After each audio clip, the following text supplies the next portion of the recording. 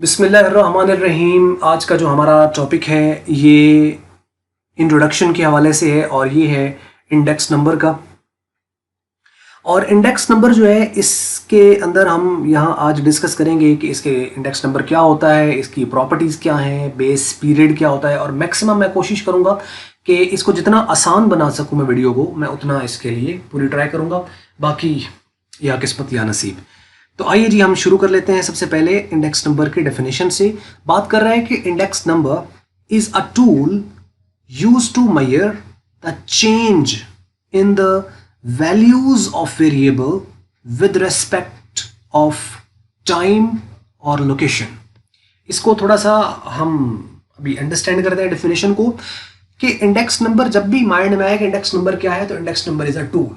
Index number क्या है? एक इंडेक्स नंबर एक टूल है, एक टेक्निक है, एक तरीकाकार है। इसके जरिए हम क्या करते हैं, इसको इस्तेमाल किया जाता है मेजरमेंट करने के लिए, मेजर करने के लिए, पैमाइश करने के लिए, मापने के लिए। किस चीज को मापने के लिए? किस चीज को मापने के लिए?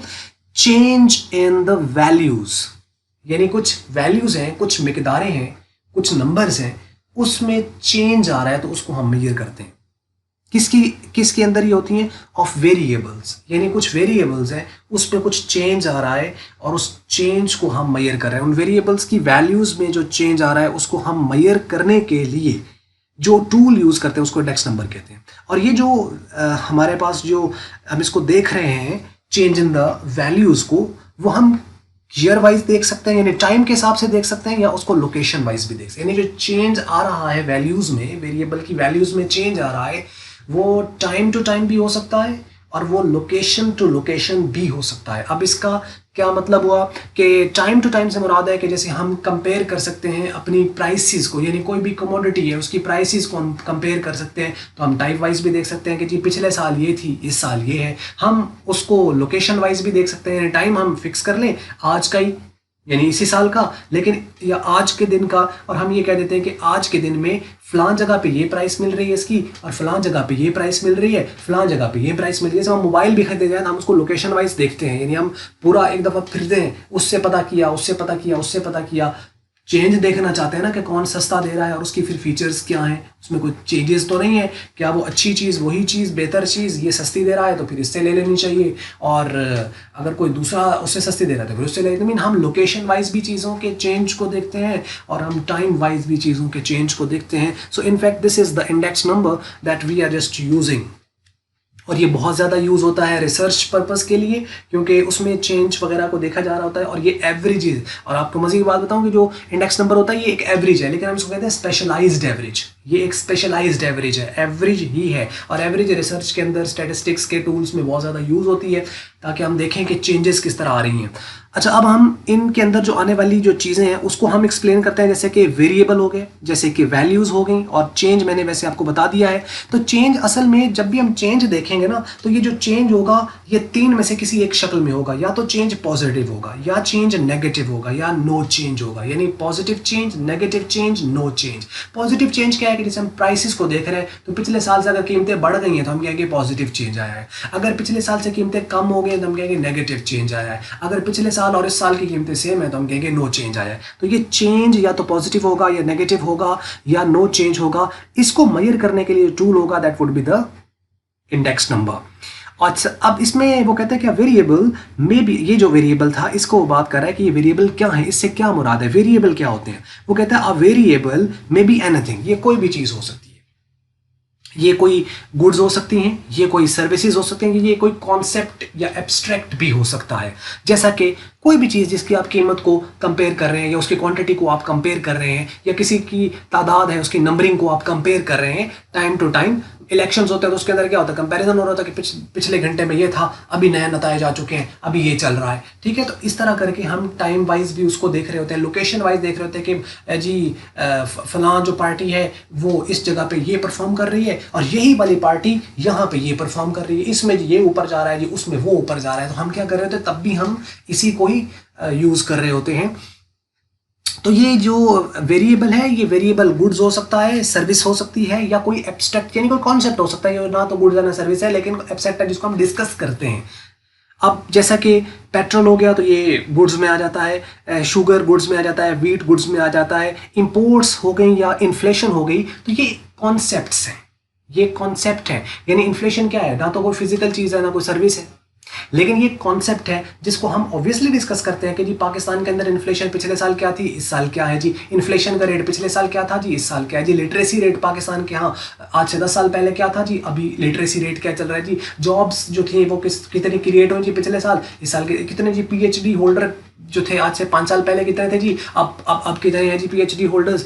तो रिसर्च पाकिस्तान के अंदर जो है वो जी आज से 10 साल पहले रिसर्च का क्या स्टेटस था, आज रिसर्च का क्या स्टेटस है। एजुकेशन जो थी जी उसकी रैंकिंग पाकिस्तान जो है वो रैंकिंग वाइज किस जगह पे आता है, या पाकिस्तान के अंदर जो टॉप यूनिवर्सिटीज़ हैं वो कहाँ है, या पाकिस्तान वर्ल्ड में कहाँ रैंक कर रहा है, या इवन बाकी कंट्रीज जो हैं वो कंपेयर करती हैं। तो ये जो हम कहते हैं ना कि यानी दुनिया की नंबर 1 यूनिवर्सिटी, और ये कैसे आता है, कैसे पता चलता है कंपैरिजन से। तो मीन्स के कुछ टूल्स टेक्निक्स हैं जिसके तहत इसको नंबर 1, नंबर 2, नंबर 3 जो है वो कहा जाता है। इसी तरीके से एम्प्लॉयमेंट, अनएम्प्लॉयमेंट वगैरह वगैरह, तो इनको हम चेंज इनका देखते रहते हैं।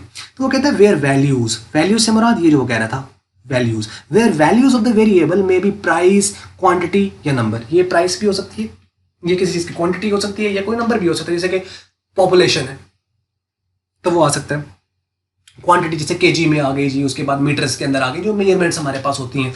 तो इस तरह करके हमारे पास कोई क्वांटिटी, जैसे शुगर है तो वो कितने किलो जी, ये कितने टन के हिसाब से ये है जी, घी कितने टन है, वो इस तरह करके चीज़ें हम क्वांटिटी में, और प्राइस भी हो सकती है। तो यानी या तो जैसे शुगर की मिसाल ले लें तो शुगर की प्राइस भी हम कंपेयर कर सकते हैं, और शुगर की जो क्वांटिटी है उसको भी हम कंपेयर कर सकते हैं। तो मीन्स के वैल्यूज़ भी आपको समझ लगी होंगी, और जो वेरिएबल है वो भी समझ लग गया होगा, चेंज भी मैंने आपको बता दिया। अब जरा डेफिनेशन को एक बार फिर देखें। यहाँ पे वो कहते हैं index number is a tool, ये एक तरीकाकार है used to measure the change in the values of the variable with respect to the time or location. यानी वेरिएबल की वैल्यूज में आने वाले चेंज को जो मेजर करता है, और मेजर करने के लिए टूल यूज होता है जो कि चेंज टाइम या लोकेशन के एतबार से हो सके, उस टूल को हम कहते हैं इंडेक्स नंबर। तो मेरे ख्याल में डेफिनेशन आपको कवर होगी। एक ही डेफिनेशन 2 लाइन है, लेकिन 7 मिनट से ऊपर तो खाली इसी के ऊपर बात हो गई। लेकिन यह है कि मेरा ख्याल है आपको ये समझ लग गया। अब आ जाइए इसकी कुछ प्रॉपर्टीज डिस्कस कर लेते हैं। वो पहली प्रॉपर्टी बात कर रहे हैं कि इंडेक्स नंबर में भी आप प्राइस इंडेक्स नंबर और क्वांटिटी इंडेक्स नंबर। अच्छा, अब ये देखो, जैसे ही कंपैरिजन आप कर रहे हो, अगर तो कंपैरिजन प्राइस का हो रहा है, यानी पिछले साल की कीमतें इस साल की कीमतें, तो फिर तो वो प्राइस इंडेक्स नंबर। अगर आप क्वांटिटीज को कर रहे हो, जो पिछले साल इतनी मिकदार, इस साल इतनी मिकदार, तो फिर उस इंडेक्स नंबर को कहेंगे क्वांटिटी इंडेक्स नंबर। मतलब आप यूं कह लो कि आप उसकी वैल्यूज किस तरह की ले रहे हो, वैल्यूज क्वांटिटीज में है या वैल्यूज प्राइस में है। यानी अगर रुपीज में आ रहा है, डॉलर्स में आ रहा है, स्टर्लिंग, पाउंड वगैरह इस तरह में आ रहे हैं, तो करेंसी वगैरह के अंदर आ रहे हैं, तो हम कहेंगे कि वो प्राइस इंडेक्स नंबर है। अगर आपके पास वो वैसे कोई मेजरमेंट जैसे क्वांटिटी वगैरह होती है उसके अंदर आ जाए, तो वो क्वांटिटी इंडेक्स नंबर, जैसे केजी वगैरह के अंदर इस तरह आ जाए, तो मीटर, सेंटीमीटर या वगैरह जो भी कैलकुलेशंस होती हैं। तो ये हो गया इसकी बेस पर। उसके बाद वो कहता है कि index number may be calculated with respect to time और लोकेशन। ये पहले डेफिनेशन में होगा कि टाइम के हिसाब से भी हम इसको ले सकते हैं और लोकेशन वाइज भी हम इसको ले सकते हैं। नेक्स्ट पॉइंट है, index number is also called barometer of economic activities। यानी जो इकोनॉमिक हमारी एक्टिविटीज हो रही हैं, जो कि इकोनॉमिक्स आपने पढ़ी होगी, उसके अंदर इकोनॉमिक एक्टिविटीज यानी कोई सी भी मुआशी सरगर्मी यानी इसका रुपए पैसे के साथ ताल्लुकात होता है, तो वो हमारी अगर कुछ हो रही हैं तो उसको जो मेजरमेंट हम करते हैं वो हम इंडेक्स नंबर के जरिए से हम कर सकते हैं। अच्छा, अब ये बैरोमीटर है। अब बैरोमीटर वैसे तो एक साइंटिफिक टर्म है।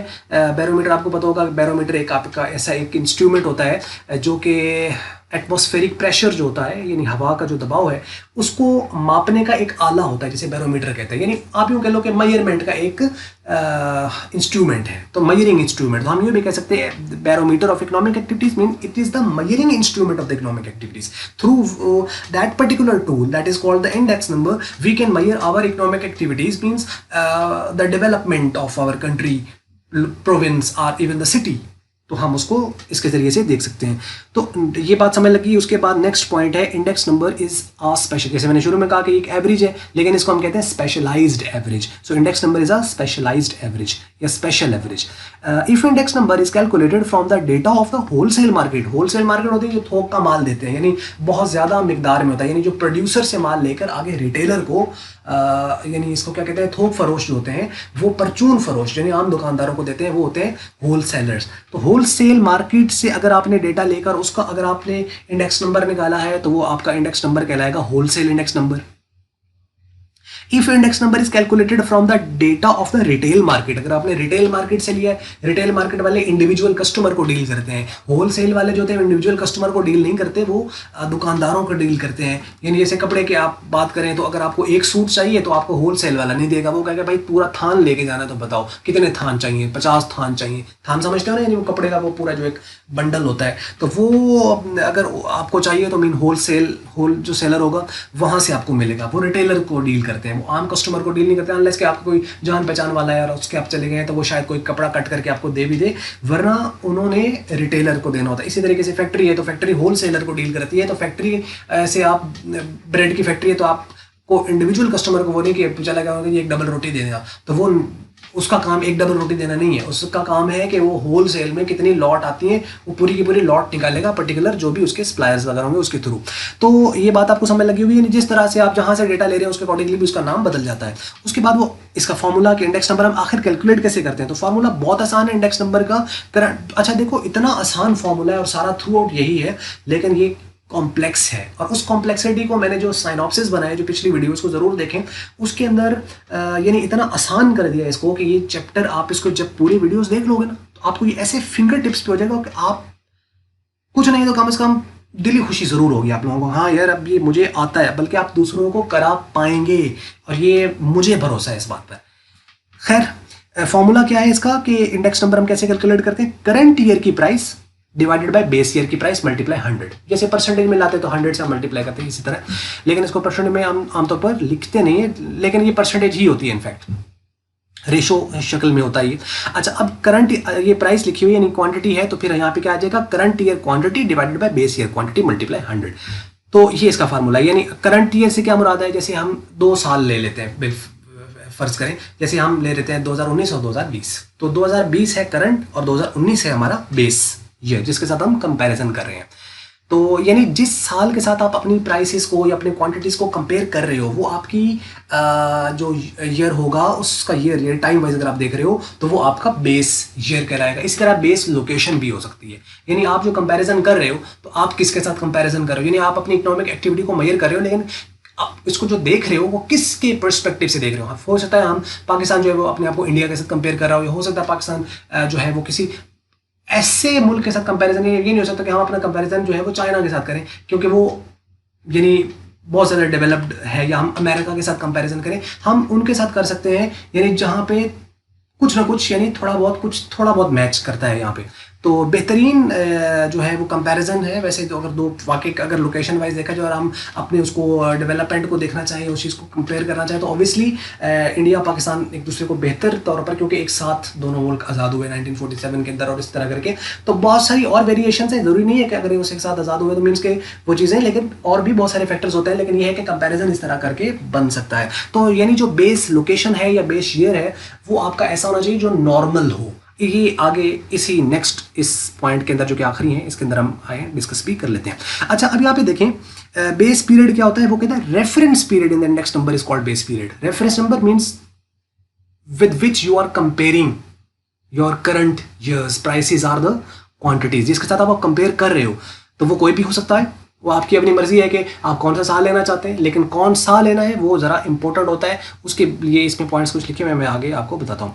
बोलो जी, पहला पॉइंट है कि base period may be a day, week, month और ईयर। यानी जो आपका कंपैरिजन हो सकता है वो आप डिपेंड करता है ना कि आप डेली बेस पे कंपैरिजन कर रहे हो, वीकली बेस पे कर रहे हो, क्वार्टरली बेस पे कर रहे हो, सेमी एनुअली कर रहे हो, मंथली है, ईयरली है, किस तरह कर रहे हो। तो अगर आप डेली बेस पे कर रहे हो तो डे, कौन सा डे, आज का डे, तो उसके डे वाइज आप कंपेयर करोगे। अगर आप वीकली बेस पे कर रहे हो तो कौन सा वीक और आज का वीक उसके साथ कंपेयर। इस तरह मंथ को हम कंपेयर मंथली वाइज आप देख सकते हो, year wise, normally year wise ही होता है, उस तरह कंपेयर कर रहे होते हैं। वो कहता है usually the base year is taken in years, आमतौर पर ये साल में ही लिया जाता है। अच्छा, उसके बाद वो बात करते हैं कि index number for the base period is always 100। Base period के लिए जो इंडेक्स नंबर होता है वो हमेशा 100 होता है। अच्छा, बेस पीरियड का इंडेक्स नंबर भी होता है और वो 100 होता है, मीन नो चेंज नहीं आएगा उसके अंदर। 100 का मतलब है कि दैट्स के कोई चेंज नहीं है, ठीक है। अब 100 से जितनी वैल्यू ऊपर आएगी उतना चेंज है। सपोज करो आपका इंडेक्स नंबर निकला 120, तो कितना चेंज आया 20 का, यानी 20% कीमतें बढ़ी हैं। अगर आपका इंडेक्स नंबर आ जाता है 95, तो कितना है आपका चेंज, कितना आया, डिक्रीज हुआ 5%, क्योंकि 100 जो है वो एक बेंचमार्क है, यानी चेंज हम तो इंडेक्स नंबर निकाल लेते हैं कि इंडेक्स नंबर कितना है, 120 आ गया, ये कितना है, ये 210 आ गया जी। अभी जो 210 आया है ना, इसका मतलब क्या है कि 110% चेंज आया और वो पॉजिटिव आया। 110 चेंज आया और वो पॉजिटिव चेंज आया। तो यानी 100 से ऊपर जो है असल में वो चेंज है। तो वैसे तो हम लोगों ने निकालना है, तो वो तो हमारे पास वैल्यूज वो 500 में, 700 में कोई सी भी, या 1000 में भी कोई सी वैल्यू कोई निकल सकती है। एनी हाउ, अच्छा बेस पीरियड जो है मे बी फिक्स या चेंज। अभी जो बेस पीरियड है वो फिक्स भी हो सकता है और वो चेंज। फिक्स का मतलब है कि आप एक ही पर्टिकुलर साल के साथ कंपेयर करना चाहते हो या हर पिछले साल के साथ कंपेयर करना चाहते हो। यानी 2020 2019 से कंपेयर हुआ, 2019 2018 से कंपेयर हुआ, 2018 2017 से यूं चलना चाहते हो, या 2020 भी 2015 से कंपेयर, 2019 भी 2015 से कंपेयर, 2018 भी। तो ये नहीं, इस तरह करके। तो फिक्स बेस है या चेन बेस है, ये भी, और इसके ऊपर क्वेश्चंस है वो हमें देखना होता है। और उसके बाद सेकंड लास्ट पॉइंट है कि वो कहते हैं कि base period should never be much distant. यानी जो बेस पीरियड है वो इतना नहीं होना चाहिए जो बहुत ज़्यादा डिस्टेंट हो। डिस्टेंट से क्या मुराद है, यानी वो बहुत दूर का आप ना ले लें कि मतलब आप कंपैरिजन कर रहे हो 2020 का यानी 2020 का, और साल जो आपने लिया हुआ है वो अर्तुगरुल गाजी के ज़माने का लिया हुआ है, यानी 1200 का। तो ये कोई मतलब एक आप समझ लो कि सही नहीं है कि आप उसको कंपैरिजन कर रहे हो वो 1200 के साथ, यानी आज से 800 साल पहले के साथ। तो ये सही नहीं होगा। मीन्स कि आपको जो लेना है वो ज़्यादा डिस्टेंट ना हो।